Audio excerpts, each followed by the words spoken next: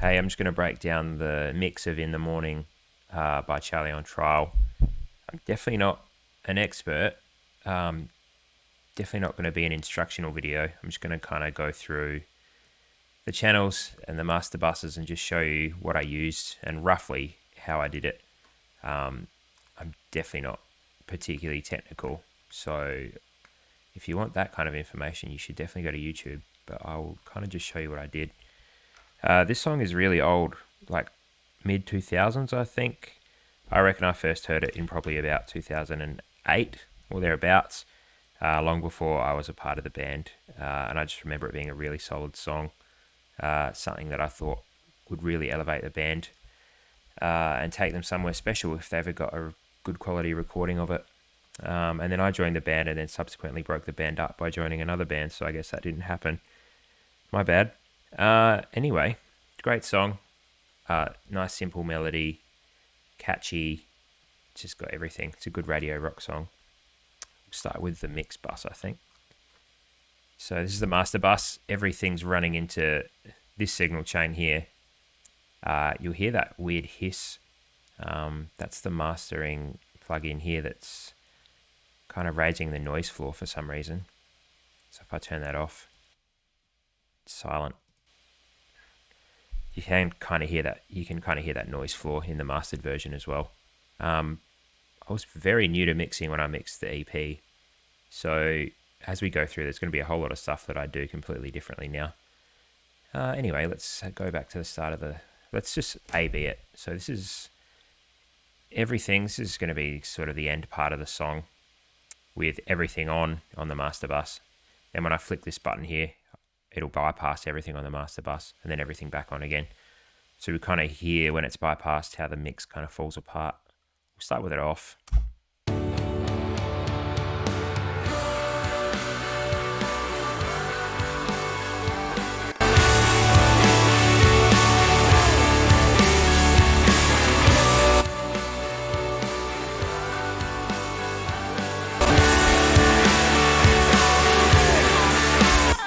So it's obviously getting a lot louder, a lot more saturated, and just a lot more glued together. It just kind of falls apart without that on. It's a pretty heavy-handed master bus. There's a lot going on the individual channels and the individual buses, but a lot of the heavy lifting is definitely done here. What have I got? We're going to be kind of discovering this together because I don't really remember what I did. This is the SSL channel from Waves. Doing a little bit of EQ stuff here, just like the tiniest little boost. Where's that? That's almost like airband territory, 16 kilohertz. Tiny little boost there, 1.7. That's flat. Little boost at, what's that, about 75, 67. Tiny little boost in that like sub bass area. What else are we doing? That's really it. I've been told that if you just run this plugin completely flat, you get the flavor or the color of using the SSL plugin, much like if you're running a track flat through the real SSL channel.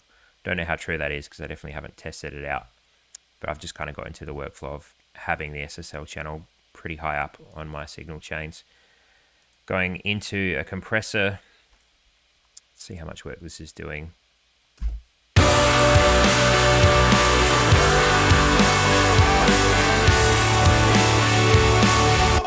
So it's really only kind of touching at about 2 to 2 and a bit dB of gain reduction. It's really only kicking in when the kick and the snare fly in there. There's the settings, how I set it up. I think if you have it quite fast, it really flattens everything out. But the slower you have the attack, the more transients come through, like loud kick and snare, mainly, that's for sure. What's next? Mixcentric. This is just like a one-stop shop sort of saturation plugin. It just makes everything sound better. Couldn't really tell you what it does. Someone could, but not me.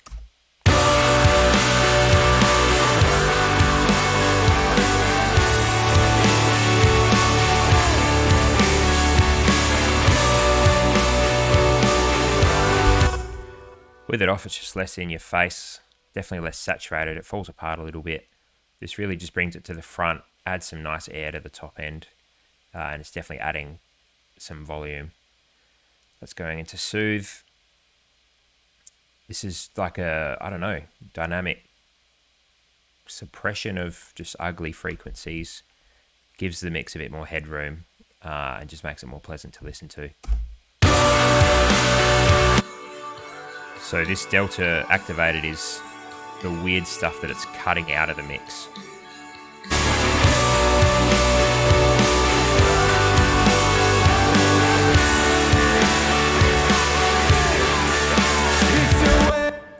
You're definitely not going to notice a difference unless you're listening on either a good stereo or a pair of headphones. It's just taking the edge off of the whole mix, giving it a bit more headroom, makes it sound a bit more professional. This is Slate FGX, this is the mastering plugin. More on the clipping side as opposed to the compression side. Dynamic perception is at about 1 or thereabouts. And I'm just writing the gain to kind of get it anywhere from sort of 12 to 10, minus 12 to minus 10 RMS, which gives the mastering guy enough headroom to play with it and do his own clipping. But it also kind of helps me mold the mix in the way that I want it to sound.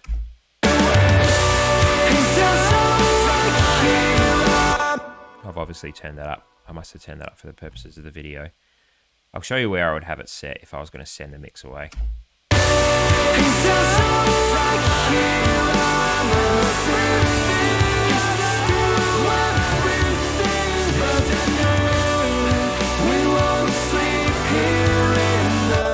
Probably have it more like there, minus 10 to minus 9. Gives the mastering engineer enough headroom to sort of mold it in the way they want it to go. I've obviously just turned it up for this video. I've completely forgotten what I've done with this file, so we're both learning.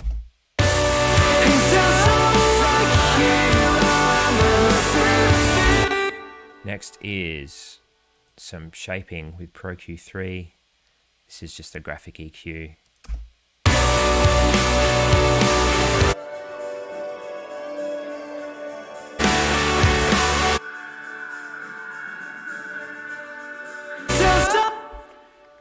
Some of the sends are on the background, which are making it a bit difficult to hear what's going on. But anyway, there you go.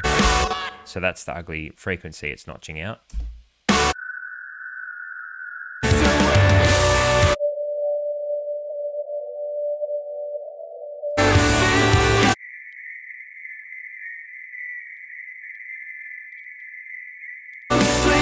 So it's just notching those ugly frequencies out of the mix, which does give it a bit more headroom.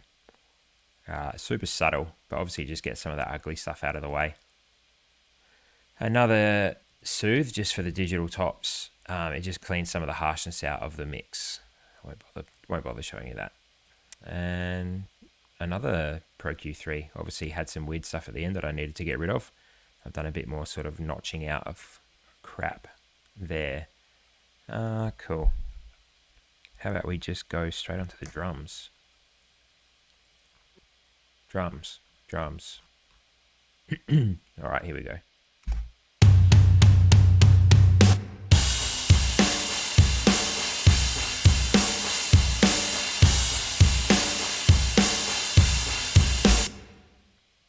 Drums. There is a compressor. 1176, compressing it a bit more. There's a clipper.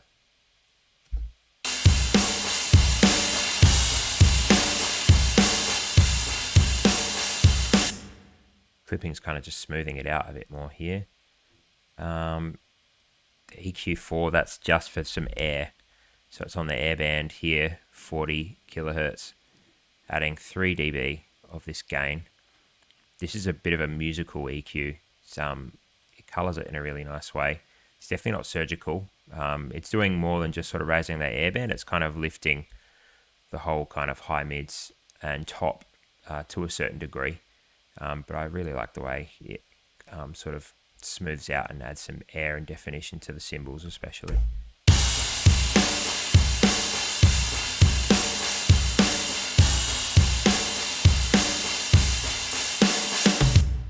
Super subtle again, just adding a little bit of edge. What else is going on here? Apparently there's a reverb.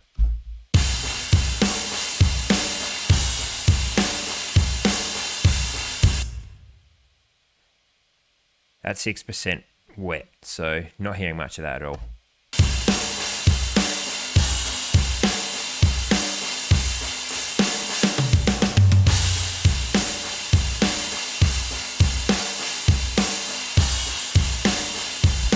Definitely noticeable though, that's for sure. And then there's also a shaker here. This is an egg shaker recorded with a mic, and then a tambourine, which is MIDI. You can barely hear that. It's definitely in there. There's the tambo.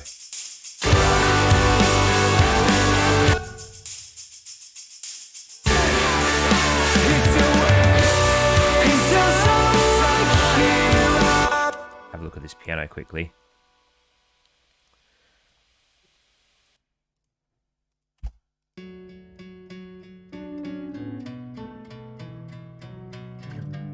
Not very exciting, just straight out of Cubase. Kalajian Sonic, just the basic grand piano MIDI. Just obviously wrote some pretty basic MIDI there. And then obviously smashed it with reverb. Added some air right there, heaps of air there. And probably used a preset called piano.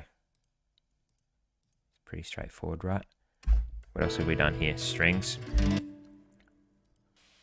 Strings are cool. We went through a website called Fiverr, which is basically like Airtasker for creatives. And we sent the uncompleted song to a musician by the name of Liz Lister, who's based in London, and she sent back some string quartet sections.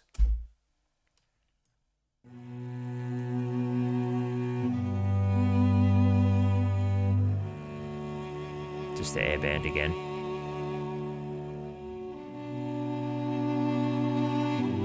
See how much more in front of the mix this is with this engaged. Sounds pretty dull without it.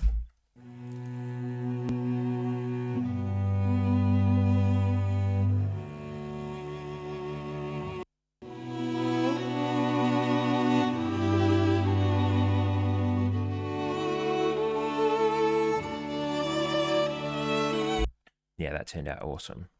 Really happy with how that came out. And she pre-mixed it, so I didn't have to do a whole lot with that. Acoustic, not really that happy with how the acoustic turned out in this.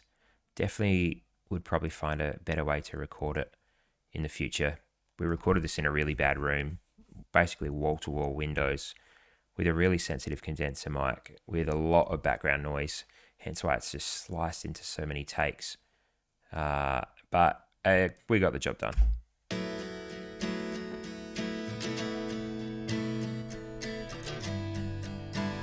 Just sounds pretty crap, but you know.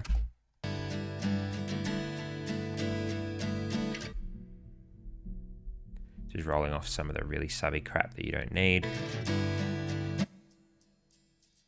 Just a bit of that really busy stuff. What else are we doing?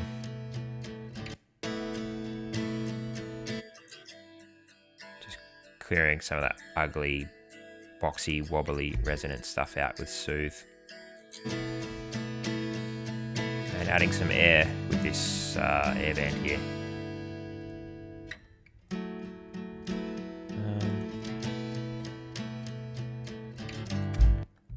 Guitars. These have changed a little bit from the original mix. I lost the original mix when I changed computers, so this is kind of an approximation of what the old one was like.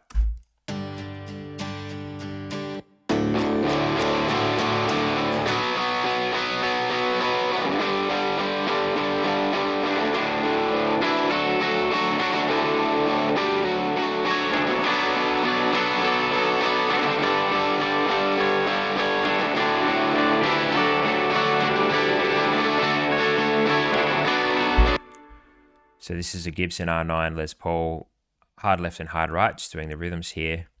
And then there's some lead riffs with different panning. This one's hard left, this one's hard right, and this one's right down the middle, this lead 3. So this is that chimey riff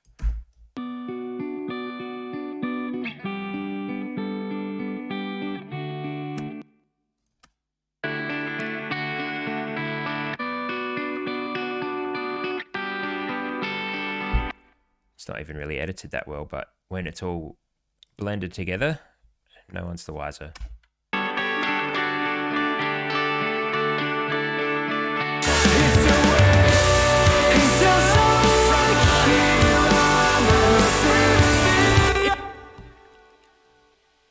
Guitars, just quickly. This is how I've got the SSL channel set up for the rhythms. Boosting at about 8K there, a little bit. Tiny boost at like 2-ish. What's that? Yeah, 2K. And a little bit of a cut. Cutting some wobbly stuff out of the low mids.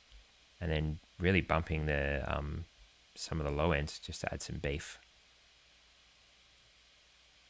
Doing some notching probably. Oh, yeah. This is just a good way to cut some of that ugly fizz out of guitars. We'll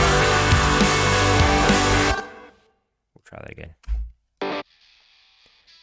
So what you're hearing now is what's been cut out.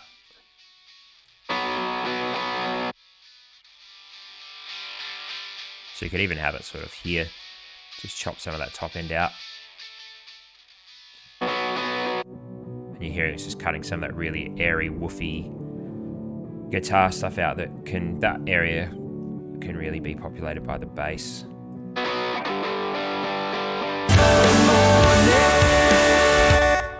Then we're just smashing some compression stuff.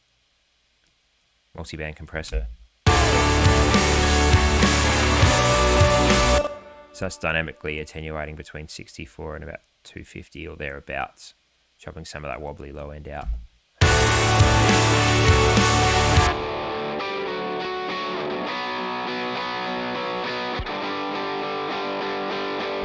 Just very subtly cleaning some mud up, but not particularly discernible. All this stuff is like micro adjustments.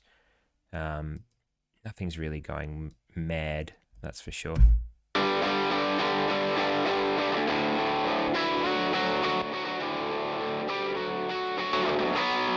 It's really just adding some level. And then 1176 on the end. Working relatively hard.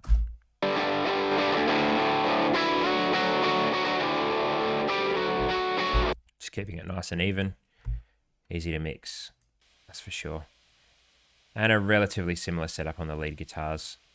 SSL channel, LA3A, 1176. This magneto is just some tape saturation, not particularly obvious.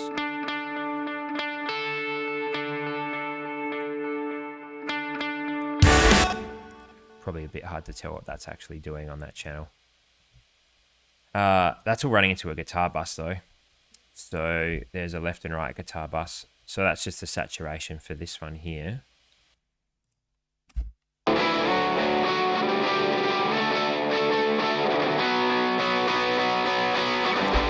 Again, just doing what saturation does, bringing it to the front, making it nice and glued. And then I've also got a all guitar bus here. So that is doing some final shaping. There you go. That's where a lot of that high end is getting cut. Where does that kick in? So roughly about 5.5. There's just sort of like a shelf that starts there. Shelf, is that the right term? I don't know. No one cares.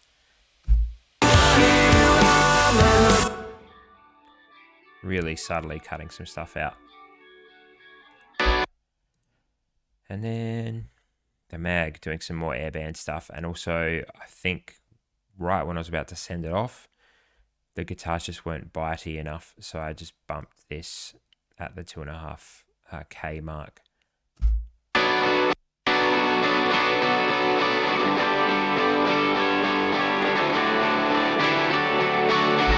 So a bit more air and yeah, a bit more bite just with that activated, that's for sure.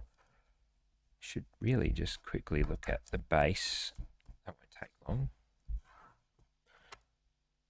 Bass.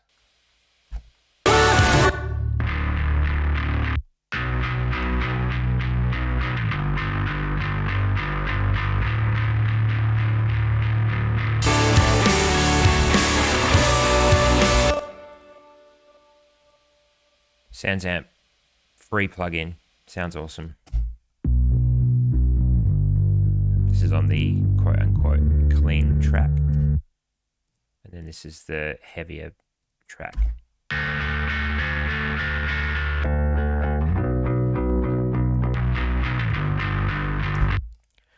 Really beefy sounding free plugin. I use that more than the Neural DSP plugin that I would have paid $150 for, and that one was completely free. Bass bus. Heaps of stuff going on here. Just trying to control the low end here and chopping out a little bit of that ugly string noise. This is a multi-band compressor. Notching out some ugly crap in the low mids. This stuff was a bit unruly from memory.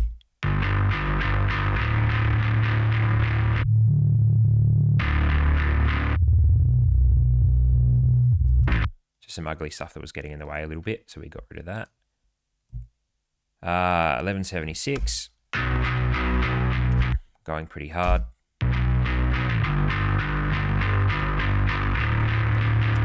Into an SSL channel, doing some shaping. Doing a fair bit here. This is sort of string noise and definition here, and note values kind of from sort of here downwards, really. I think on some future mixes, I cranked this up a little bit because I wasn't really getting enough note value coming through. Another multi-band compressor.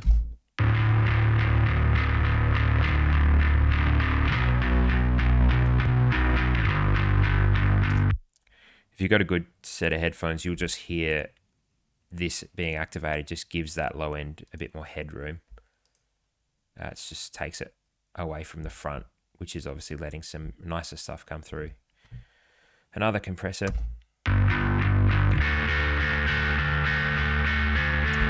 Bass channel is just getting completely slammed. Makes it nice and predictable and easy to use. R-bass. This is creating harmonic distortion below 80 hertz, and it really fills out the low mids with note value of the bass. It makes the bass translate onto, I suppose, smaller systems like, laptops, iPhones, earbuds. It kind of just helps that the note value of the bass translate, and getting that low end to be nice and solid is something that is really quite difficult with home recordings and lower budget studios. So this is a really good plugin. I'm not sure how obvious it's going to be, but we'll A/B it anyway.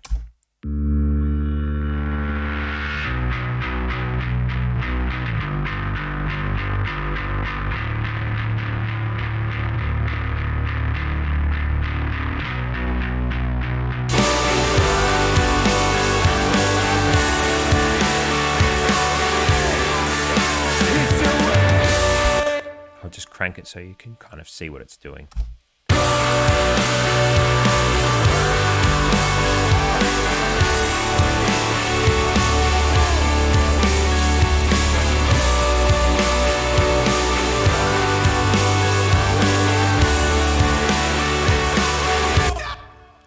See how it's kind of filling up the headroom of that note value in that lower mid area, which again helps it translate well onto smaller systems. Let's quickly look at the vocals, and then I think we're done. Waste of, it's a waste of time. All of everything is still everything, but I knew we won't sleep here in the morning. So there's two lead vocals going on, especially in this end part. So the start of the song's just Jared. The moon shines bright. And we're turning off some of his compression just to give him a bit more air, a bit more room noise, and just not getting slammed.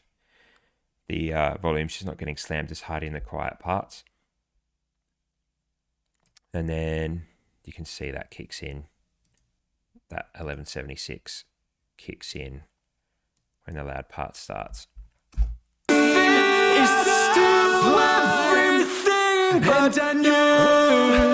So we'll quickly break down what's going on here. So Rick and Jared's signal chains are relatively similar. They're basically the same. So we did some auto tune, just printing some of the tuning. This is deactivated because I've already bounced the vocals with some of the graph tuning done. Again, I don't really use auto tune anymore. I use Vari Audio from Cubase. It's a lot more transparent. It sounds a lot more natural. That's going into an SSL channel. Bit of definition and diction here. Bit of that sort of mid push helps them cut through the mix there. Some note value and that low mid push there, and then I've cut some of the wobbly breathy crap out there. Obviously just notched out something I didn't like there. Gain reduction, that's an automated plugin for another song. Don't need to worry about that. We won't sleep here in the 1176 going pretty hard here. In the morning, to everything but I knew. The S are going pretty hard there. We get right up on the mic and we record with a lot of compression, so we found a lot of the takes were quite S-y, so we had to go pretty hard, just sort of correcting that. Brick wall limiter. But I knew we won't sleep. Just chopping the edges off there, chopping the tops off, makes it a bit easier to mix. Saturation plugin. Sleep here in the morning.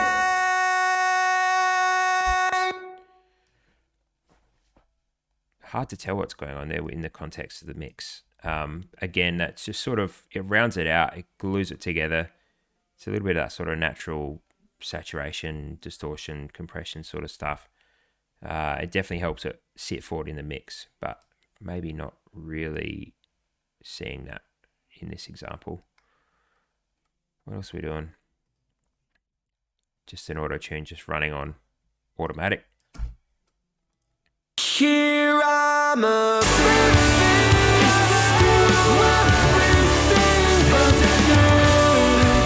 So when you're seeing that line deviate from 0, this plugin's working to just do some really basic, simple correction. Here's the settings up here. It's in B. It's the song's in B minor. I've got it in chromatic, just so anytime Jared kind of uses sort of any in-between notes that aren't in the minor scale, if I had this to minor, this would try and fit everything in the box of the minor scale. I find if this is set to chromatic, it just sounds a bit more natural in how it corrects things. And again, 90% of the work has already been done with the graph tuning up here, putting everything where it needs to be. And then this is just sort of tidying up the edges and just doing the stuff that I can't be bothered doing manually because it's too tedious. And then there's an alignment here. We were just having some phase problems with some of the chorus doubles. In some of our newer recordings, there hasn't been as much of a problem. Chorus doubles are here. They're not really chorus doubles in this song. It's more just for backing vocals. Normally when we record, if we have a loud part that has a loud vocal, for example, a chorus, we do one take of the lead vocal and then we would do a left and right hard panned double. Ends up sounding quite big. In this instance, it's just for some harmonies.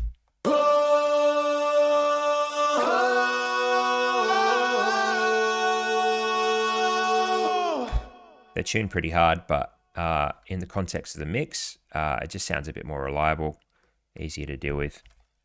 And I think that's pretty much the whole song. I might just show you what I would call the stripped version just before we finish up. This song, I just think, really would lend itself to like a stripped version without the full band. So just for the sake of trying something different, we'll turn these on. I think this just kind of shows you what's going on with the layers underneath the full band. Let's put this, maybe we'll just turn this down, just sort of have it in the background. That should work. Yeah, that'll do. What else is going on? I think this can stay on. So yeah, this is just a good way for you to kind of see what's going on underneath the loud guitars, what we did with the layers, why the whole end of the song just kind of breathes the way it does. Yeah, pretty happy with this mix. This is a little bit different to the one that's on Spotify. I fixed some things that I wasn't happy with in this version, which is a shame because it's never going to see the light of day apart from this video. Oh well. I hope you've enjoyed it. If you want to go check out my website, you can have a look at my portfolio, see what I've got up there. I've got some Charlie on Trial songs. I've got some My Catalyst songs. I did a project for Sports Goth and John's Acre last year. Yeah, just a place to hold my portfolio. If you want to get in touch and work on anything, let me know. All right, let's play it out. Thanks for watching.